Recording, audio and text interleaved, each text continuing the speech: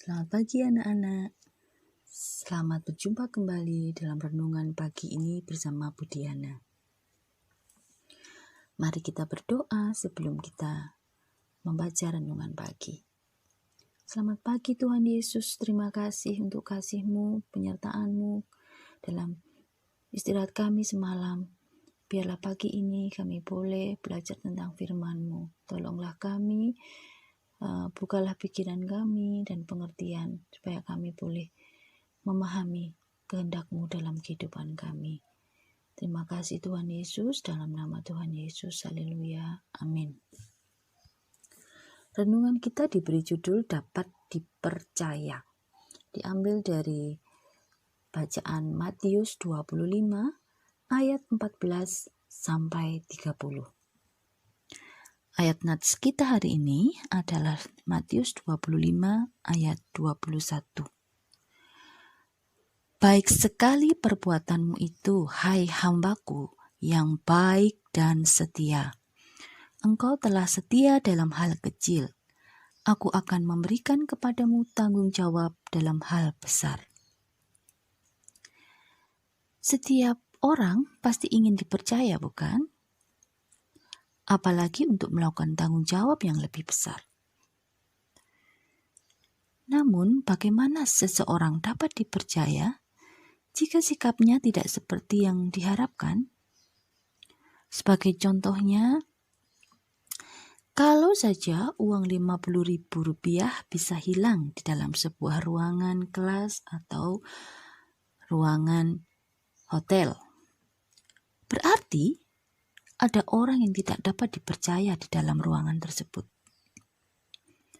Kalau karyawan kerap terlambat pergi ke kantor dan pulangnya lebih cepat dari jam kerja, maka integritasnya sukar dipercaya. Begitu juga kalau ada seorang murid yang datang ke sekolah selalu terlambat dan pulangnya ingin cepat-cepat juga. Atau seorang guru yang suka membolos mengajar. Tidak mungkin ia dapat dipercaya untuk tugas yang lebih besar. Anak-anakku, perumpamaan Yesus tentang talenta mengingatkan kita bahwa yang penting bukan seberapa besar tanggung jawab yang diberikan kepada kita, melainkan seberapa besar tanggung jawab kita dalam mengerjakan pelayanan. Hamba yang menerima 1 talenta berpikir, tuanku sangat kejam karena hanya memberi aku 1 talenta. Ia mengira sang tuan akan merampas keuntungannya. Sebab itu, ia tidak mengerjakan bagiannya. Ia malah menyembunyikan talenta itu di dalam tanah, lalu mengembalikan talenta itu kepada tuannya. Pada ayat 24 dan 25. Jika demikian, bagaimana sang tuan dapat mempercayai dan memberi tanggung jawab lebih besar? Ya, integritas kita diuji ketika tidak ada orang lain yang melihat dan memperhatikan kita. Masih dapatkah kita mengerjakan tanggung jawab kita dengan sepenuh hati, sekalipun tidak ada yang mengawasi? Masih mampukah kita mengerjakan tugas-tugas yang diberikan oleh sekolah tanpa harus ditunggui atau dilihat orang tua, diawasi atau dibantu orang tua, nunggu-nunggu supaya dibantu? Nah, Tuhan akan senang bila kita mengerjakan dengan sungguh-sungguh setiap tanggung jawab yang Dia percayakan.